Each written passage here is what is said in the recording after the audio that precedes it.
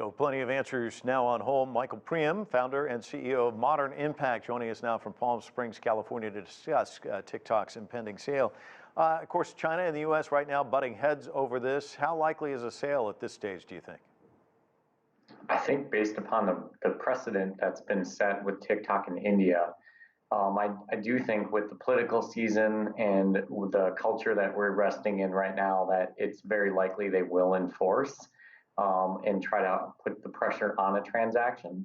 So I do think that it's ultimately imminent. And there's no way you think they can, basically play out the clock. I mean, we've got 2 months until an election. It might be a more advantageous time after the election. Perhaps it is, but I think that the politics as be, where we have the strain of the international relationships with China that are happening right now. I think TikTok is partially, a victim to the current circumstances, and I think that the hard deadlines of elections and that may be meddling in it.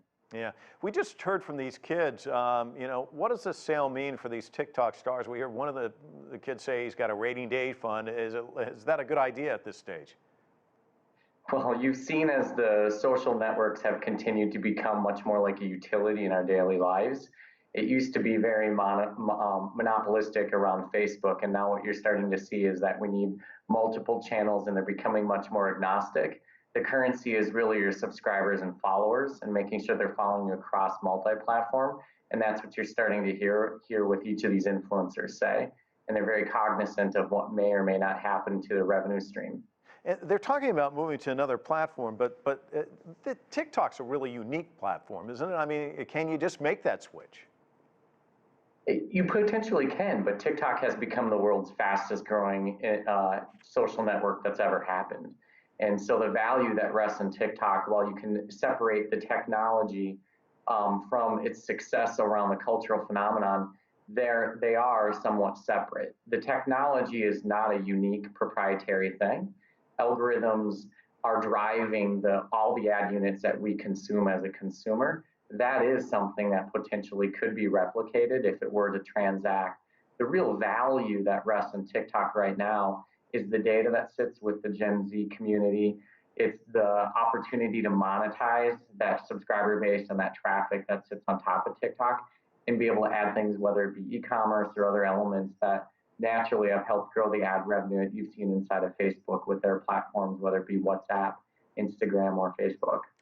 Michael, TikTok's algorithms fall into the wheelhouse of intellectual property, which is, of course, delaying the sale. How much of a concern is that in terms of a snag in getting a deal done?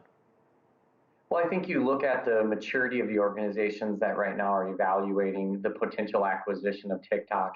Each of those organizations understand how they can quickly remedy some of the technical deficit that would happen in that transaction.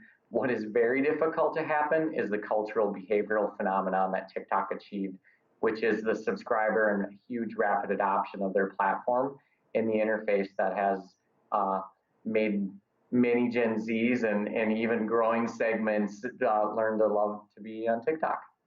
It's also some strange bedfellows, Walmart and Microsoft putting in a joint bid. How unusual is it for a retailer to step into the social media realm? Well, I think you would have to listen very closely to McMillan and the CEO of Walmart. They have been public with their partnership several years back with Microsoft, and Walmart very clearly sees Amazon as their #1 competitor. If you look at Amazon's growth, they've had tremendous traffic growth with obviously their marketplace, but also Amazon Media Group. And this would not only be an opportunity for significant data for Walmart, it's also a massive treasure trove of data around the Gen Z audience, which would help transform the perceptions of Walmart. And it would coincide with things like Walmart Plus that they've been discussing as a potential release date. These things could very naturally rest very organically in Walmart's business strategies. Instagram recently launched its Reel feature, and let's put aside the argument that perhaps it's a copycat product. What extent do you think TikTok will lose content creators in favor of Reel? That right now is the real risk, right? If this is actually stopped and consumers move away from that installed app on their phone and decide to not go back, that is the real issue for TikTok right now in this timeline. Instagram was very wise to look at what kind of behavioral habits were very successful for TikTok. And as they've seen these influencers trying to become much more platform agnostic and moving their followers across platform, Instagram was quick to roll out those features.